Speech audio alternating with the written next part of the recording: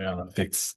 טוב, אני מקווה מאוד שזה מקליט. סרטון שלישי שלי, את הסרטון הראשון זה היה 16 דקות, ואני מבין שצריך לעשות את זה בין 4 איזה, ל-6, וסרטון שני שלי היה 10 דקות, אז אני הולך לרוץ עכשיו.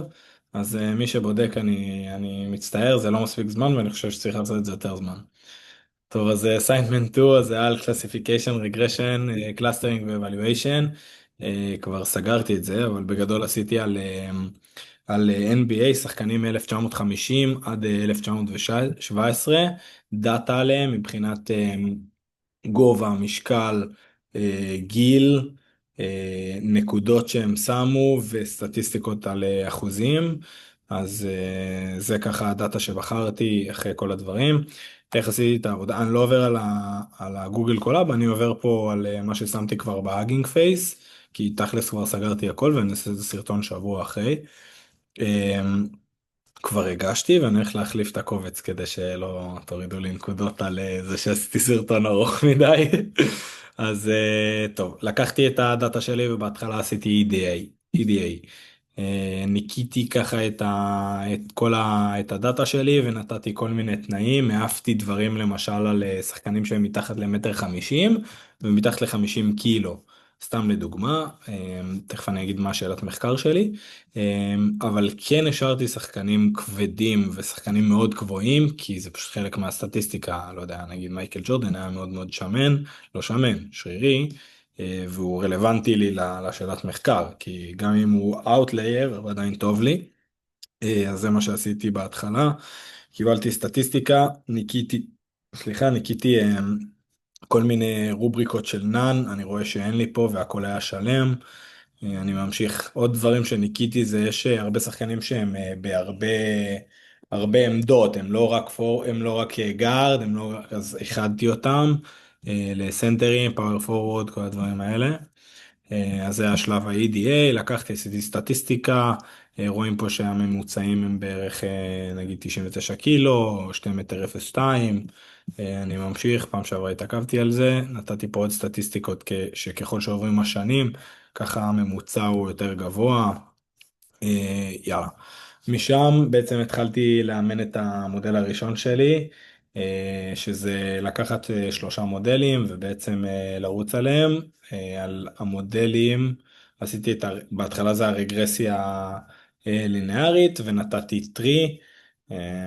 אני לא אעבור עליהם, אבל בגדול המודל שזכה אצלי היה, רגע, המודל שזכה היה, אם אני לא טועה זה היה C, training complete, אוקיי, הנה, פרדיקט, סליחה, שאלת מחקר שלי הייתה האם יש קשר בין הגובה של השחקן, המשקל והגיל שלו, לבין הנקודות שהוא שם. האם אני יכול לחזות שהוא יהיה שחקן סטאר, נגיד, כמו, לא יודע, סטף קרי לצורך העניין, ובאמת ראיתי שהשאלת מחקר והמשתנים ששמתי הם לא מספיק טובים.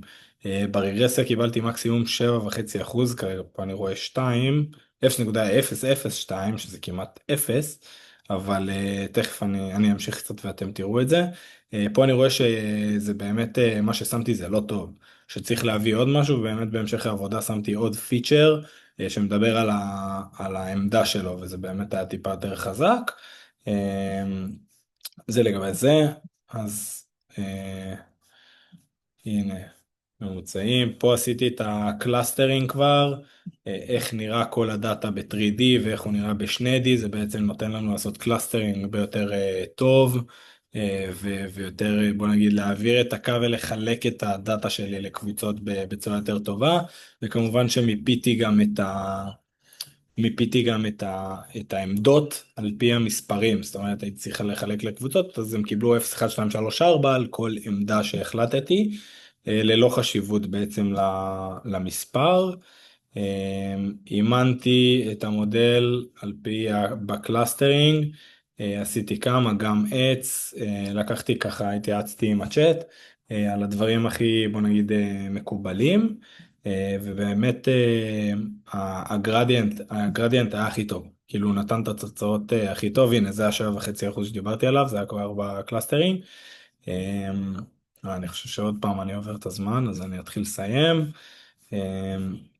רגרסיה, סליחה, אוקיי, אז רגרסיה, ואחרי זה עשינו את הקלסיפיקיישן. אז הקלסיפיקיישן זה המודל שהיה הכי טוב אצלי, זה ה-SVM, שהוא בעצם נתן לי תחזית תכלס הכי גבוהה.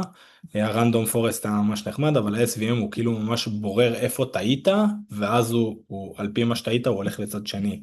וזה בעצם מה שהיה טוב.